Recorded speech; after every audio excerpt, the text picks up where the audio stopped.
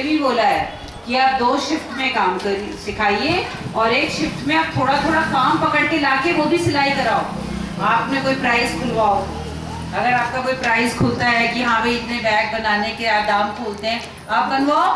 और बनाने के बाद महिला दक्षता को कुछ मत दो, फौरेबा को कुछ मत दो, अपने आप ही लड़कियों को बांट लो जो सिलाई कर रही हैं। एक शौक की बात होगी कि हमने ये बनाया, मैंने ये कमाया, कुछ नहीं है, चाहे थोड़े से पैसे कमाए, खुशी होती है कि ये मेरी पॉकेट मनी निकाली।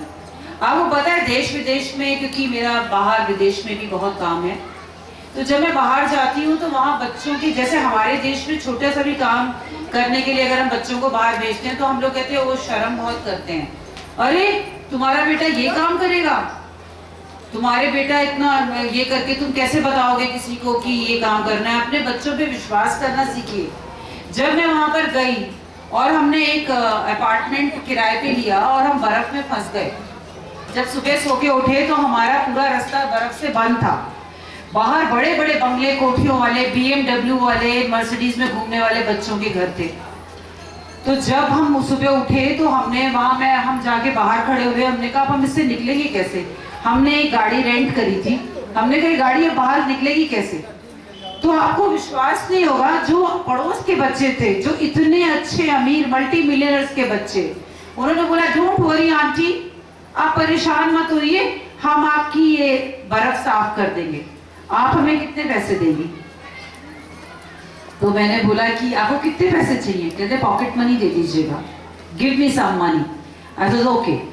आप विश्वास नहीं करोगे, 2 इतने प्यारे प्यारे अंग्रेज बच्चे कट कट कट कट आए, उनके पास सारे इंस्ट्रूमेंट थे, फटाफट फटाफट उन्होंने बर्फ साफ करी, हमारी गाड़ी का रास्ता खोला।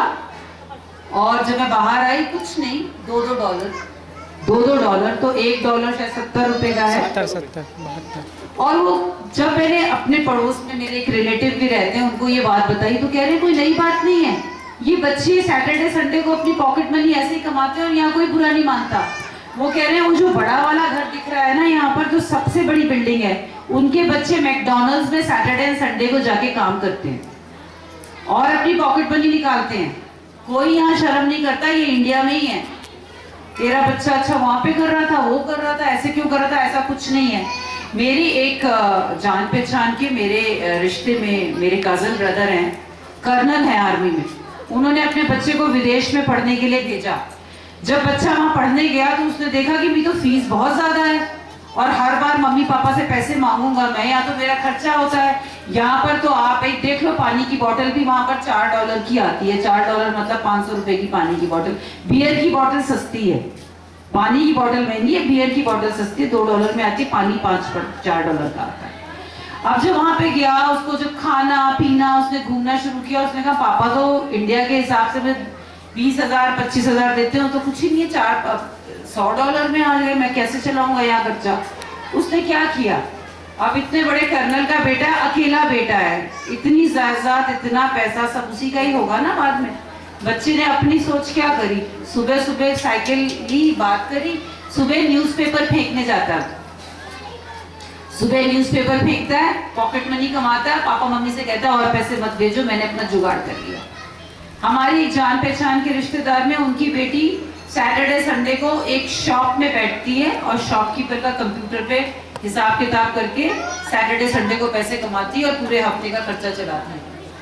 हम ये बताने की कोशिश कर रहे हैं कि कोई भी काम करने में शर्म नहीं है।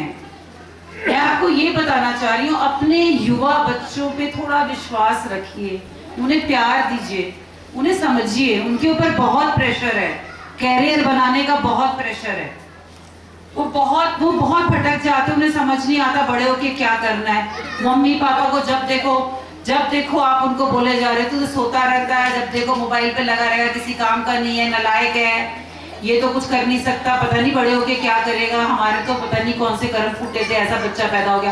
पूरे दिन मैंने पेरेंट्स को सोचा, क्योंकि काउंसलिंग के लिए लोग आते हैं मेरे पास, तो मैं कहती हूँ कम से कम आप उसको भी देखो, वो कितने प्रेशर से गुजर रहे हैं, उनको आप प्यार से समझाइए, उनका एक टाइम आप सेट करिए कि बेटा आप इतने टाइम ये करो, इतने टाइम वो करो। लेकिन बच्चों को शुरू से ये आदत मत डालिए कि छोटा काम करने में शर्म होती है।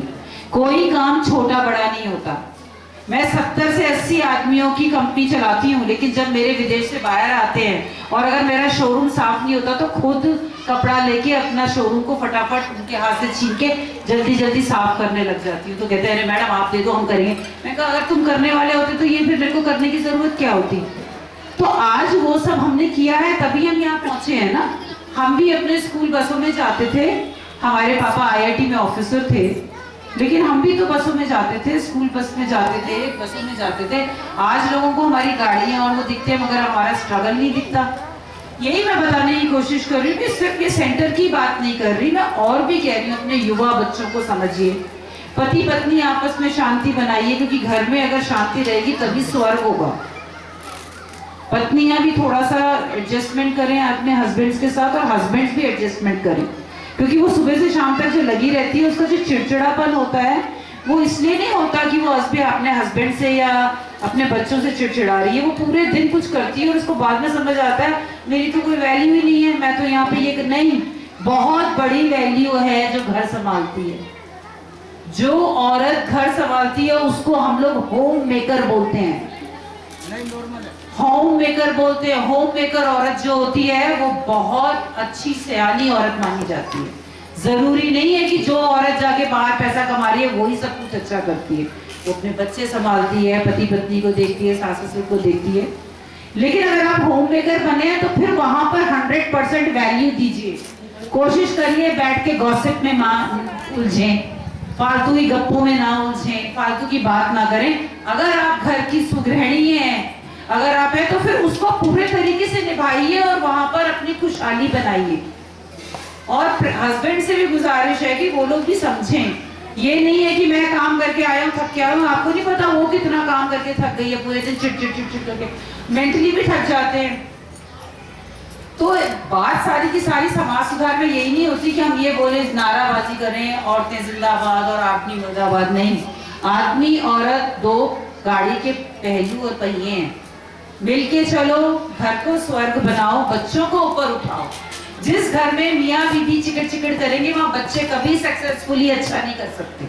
हर बात में चिक बच्चा कहेगा अरे यार मुसीबत है, घर से बाहर भागो। घर से बाहर भागेंगे तो क्या करेंगे, गलत कंपनी।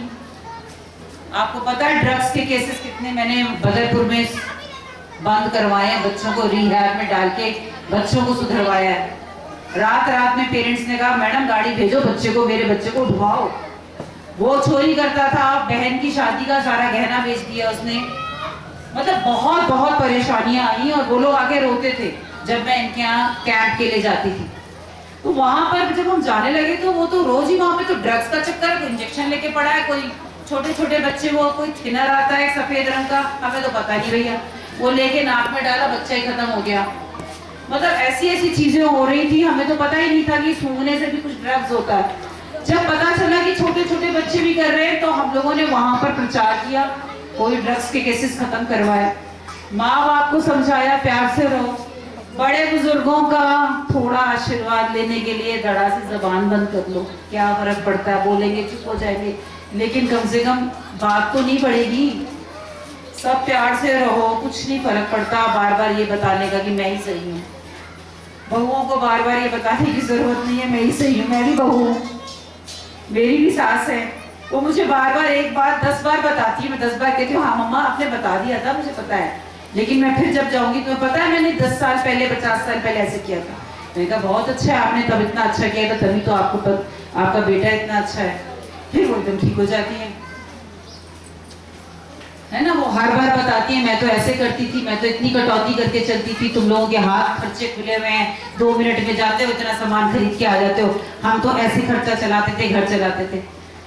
तो मैं बोलती थी आप ही ने तो लायक बनाया कि हम ये कर पा रहे हैं, बोलने का तरीका बदल दो। देखिए बोलेंगे तो सब है, जब अब आपकी परिस्थिति आएगी थोड़े दिनों बाद आपके बच्चे बड़े होके तैयार हो जाएंगे, वो भी कहेंगे मम्मा आपको कुछ नहीं पता। अब मेरे बच्चे भी मुझे कई बार कहते हैं मम्मा आपको कुछ नहीं पता, जब वो बाहर पढ़ने गए हैं विदेश में तो कहते हैं मम्मा यहाँ तो पता नहीं क्या क्या होता है, आपको कुछ नहीं पता। तो मैंने बोला कोई बात नहीं, हमें जितना पता है हमें वैसे ही रहना है बेटा, अच्छा इंसान बनना है, अच्छे रास्ते पे चलना है। इसीलिए मेरी गुजारिश है आप अपने बच्चों को प्यार दीजिए, समझ दीजिए, ये नन्हे बच्चे देश का भविष्य है, हमारे आगे देश का ये भविष्य है। प्यार दीजिए, पति पत्नी आपस में चिकट चिकट मत करिए। ज्यादा बोलने की किसी को आदत है पत्नी को या पति को, बोलने दो यार, बोल के थक जाएगा, थोड़ी देर में निकल लो, साइड में हो जाओ। लेकिन घर में झगड़े मत करो, बच्चे खत्म हो जाते हैं, बच्चों का फ्यूचर कॉम्प्लेक्स आ जाता है बच्चों में। बच्चे अपने आप को छोटा और हीन भावना से देखते हैं कि मम्मी पापा हमारे ऐसे करते हैं।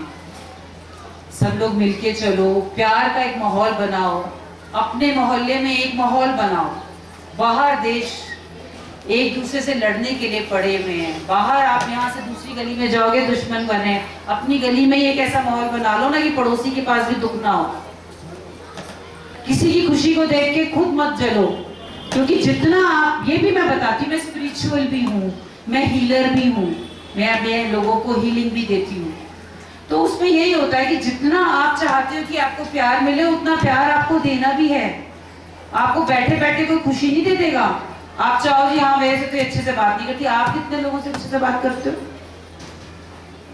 तो प्लीज थोड़ा सा आप एक तरीके से ये समझने की कोशिश करो, जीवन बहुत छोटा सा है, 4 दिन में जिंदगी चली जाएगी। मैंने तो कोरोना में अपने बहुत प्यार करने वाले जवान बच्चों को जाते हुए देखा, लोगों को जाते हुए देखा, बाद में उनके पीछे से बातें क्या होती हैं, कोई नहीं पूछता कि क्या घर बना के गई किसकी माँ, सब ये कहते हैं अरे क्या इंसान थी, क्या इंसान था। 4 मिनट के लिए उसके पास बैठो तो लगता था स्वर्ग है। ऐसे इंसान बनो कि जब कंधे पे बैठ के जाओ किसी के, तो 4 लोग पीछे से बोलो भाई कौन था और क्या कौन चला गया। अच्छे इंसान बनिए, बच्चों को अच्छा इंसान बनाइए, अच्छी बातें करिए, प्यार दीजिए। तो हाथ फेरी मम्मा के पास आके बैठने का मन करेगा, अरे गाली देते रहो कि क्या है तो कुछ काम करनी, नलायक ही है वो, भागता रहेगा। सो ये एक अलग पहलू है महिला दर्शिका समिति का, जिसमें कि हम ऐसा भी करते हैं। क्योंकि हमें समय मिल गया तो मैं ये सब बता पाई। हो सकता है कि समय नहीं होता, वो लोग अगर जल्दी आ जाते तो शायद मैं ये बातें आपसे नहीं कर पाती। ठीक है, तो समझ आई मेरी बातें? अच्छी लगी? मैं एक कंपनी चलाती हूँ, उस कंपनी में मेरे पास बहुत सारे वर्कर्स हैं, मेरे पास हैंड क्राफ्टेड काम होता है। मेरा यूएसए में, लंदन में, यूके में, ऑस्ट्रेलिया में, जापान में, सब जगह बिजनेस है। अब मैं अपना बिजनेस इंडिया में भी शुरू करने वाली हूँ, तो बाहर मैं ये सब काम करती हूँ। और जब विदेश से जो लोग आते हैं वो मेरे बहुत अच्छे दोस्त बन गए हैं। तो विदेशी लोग भी बहुत अच्छे होते हैं दिल के, उनकी क्रिश्चियनिटी, अब हम तो कुछ कोई हिंदू हैं, कोई कुछ है, तो हमारे यहाँ भी जो हमें सिखाया जाता है, लेकिन हम अगर जब अपने ग्रंथ पढ़ने शुरू करते हैं, अगर आप हिंदू ग्रंथ पढ़ो, आप कुरान पढ़ो या क्रिश्चियनिटी का पढ़ो, सब जगह एक ही चीज बताई गई है कि अच्छा इंसान होना जरूरी है। ये हम इंसान हैं जो कि हर एक को उल्टा पुल्टा घुमा के एक दूसरे को बोलते हैं, और उन लोगों के साथ बहुत अच्छा लगता है। ये विदेशी भी बहुत अच्छे होते हैं, बहुत सिंपल होते हैं, कोई उनको ज्यादा, बल्कि मैं बता रही हूँ वो ज्यादा सिंपल होते हैं। हमारे यहाँ ज्यादा दिखावा है। हमारे यहाँ एक गाड़ी ले ली किसी ने, वो गाड़ी घुमाता जाएगा घुमाता जाएगा घुमाता जाएगा, देख मैंने ये नहीं चाहते को चक्कर कटा दूं, आज तेरी मेरी ये वाली नहीं। वहां पर ऐसे सिंपलिसिटी है, वहां बच्चे भी सिंपल है वहां। तो सबसे बड़ी बात है थोड़ी सादगी रखें और कोई दुखी ना हो। मेरे जो पास बच्चे आते हैं ना, 95 बच्चे, वो स्लम से आते हैं, स्लम। भगवान की दया से आप लोग बहुत सक्षम, साफ सुथरे और बहुत अच्छे तरीके से रह रहे हो। मेरे पास स्लम के बच्चे आते हैं जिनके पास कपड़े भी नहीं होते, नोजी भी मैं वहाँ टीचर से उनकी पूछवाती हूँ, उनको शैम्पूज बांटती हूँ, उनको सोप बांटती हूँ। और मैं आपको बता रही हूँ, वो आके कई बार पूछते मैडम हम बहुत गरीब हैं ना, हम गरीब हैं। तो मैंने कहा किसने बताया आप गरीब हो? फिर कहते मैडम हम गरीब हैं, हमारे को ना वो वाले खाने की चीज़ नहीं मिलती, हमारे पास मम्मी पापा के पास गाड़ी नहीं है, मेरा पापा रिक्शा पर चलाता है, मेरी मम्मी कोठी में बर्तन धोने जाती है, मेरी मम्मी, कोई बोल रहा है मेरी मम्मी वहाँ पे स्वीपर है। तो मैंने बोला फिर तो हम गरीब हो गए ना मैडम। तो अमीर कौन होता है, मैंने उनसे पूछा। तो कहते हैं अमीर वो होता है मैडम जिसके पास वो गाड़ी होती है, जो गाड़ी चलाते हैं, जिसके पास स्कूटर होता है, जिसके पास खाने की अच्छी अच्छी चीज़ होती है, वो तो वही बोलते हैं जिनके पास चीज़ होती है। मैंने कहा क्या चीज़ होती है? मैंने उनको एक बारी बर्गर खिलाए, फिर सब कुछ खिलाया। मैंने कहा आप क्या हुआ, अभी भी गरीब हो? कहते हाँ मैडम क्योंकि घर तो गरीब है। फिर मैंने समझाया आंखें हैं ना, दोनों आंखें हैं तुम्हारे पास हाथ सही हैं, पैर सही हैं, शरीर सही है, फिर क्या गरीब हो। अब मैं तुम्हारे को वो अमीर लोगों की फोटोएं दिखाती हूँ जिनके पास सब कुछ है लेकिन बच्चे की पैर टेढ़ी है। एक बच्चा रिहैब में पड़ा है, मम्मी जी का मुंह ऐसे हो गया है लेकिन उनका कोई ट्रीटमेंट नहीं है। तो यहाँ पे अमीर गरीब कौन हुआ? वो ही सबसे ज्यादा अमीर है जिसके हाथ पैर ठीक चल रहे हैं, आंखें सही, शरीर सही। फिर क्या सबने बना के भेजा है, कोई बात नहीं, बैलेंस बनाया है, मेहनत करो तुम भी वहां पहुंच जाओगे। लेकिन अपने को अमीर समझो, हाथ पैर चल रहे हैं, हर दिन भगवान का सुबह उठ के धन्यवाद करो ऊपर वाले का, चाहे वो भगवान है, चाहे अल्लाह है, चाहे कोई भी है, धन्यवाद करो कि आप सब तरीके से स्वस्थ हो और आप आज का दिन देखने के लिए उठ गए हो। इसलिए आए